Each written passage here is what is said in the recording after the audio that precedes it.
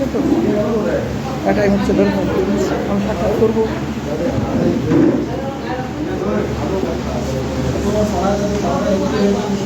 আজকের আমাদের অলোক ভাইয়ের রক্তদান করছে, ভালো লাগলো।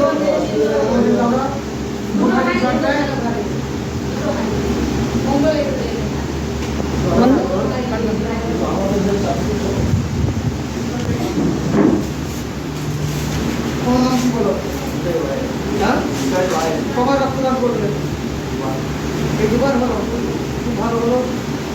মানুষের পাশে থাকো, রক্তদান করো, কোনো জাতি ভেদাভেদ নয়।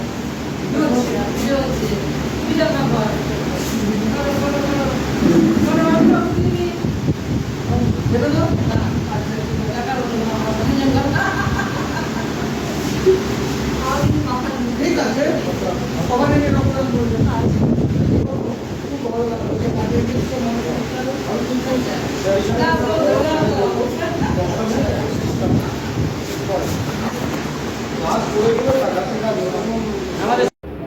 আরে মানে এটা বলতে পারা তো উত্তরপাড়া, এই যে ব্লাড ক্যাম্পটা হলো শ্যামা পুজো উপলক্ষে, আমাদের ভীমদা আছে, আমাদের প্রেসিডেন্ট অলোক মায়েন এবং ভাইয়ের নামটা কি বলো, অসিত হালদার।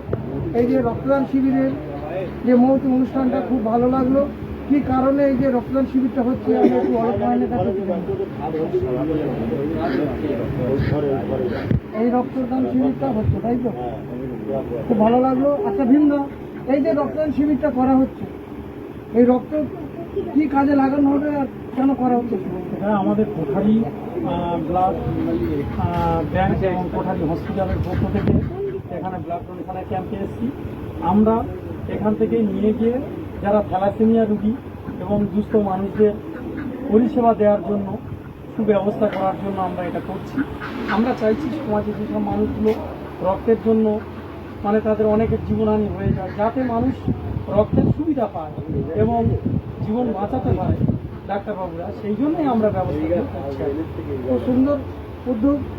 এই যে আমাদের উত্তর মানে উদয়পুরের উত্তর পাড়া এই যে কর্মসূচিগুলো করছে আমার খুব ভালো লাগছে। এছাড়া আমাদের অনেক পয়েন্ট এই সমাজসেবীর মধ্যে রয়েছে, সমাজসেবাও করছে, আমাদের অসিত হালদার আছে, আমাদের বিভিন্ন সমাজসেবী বিভিন্নভাবে আমরা বারবার চেষ্টা করবো যে বছরে অন্তত 3 বার এই অনুষ্ঠানটা করার জন্য। তার জন্য ভীমবাবুকে আমন্ত্রণ দেওয়া রইল।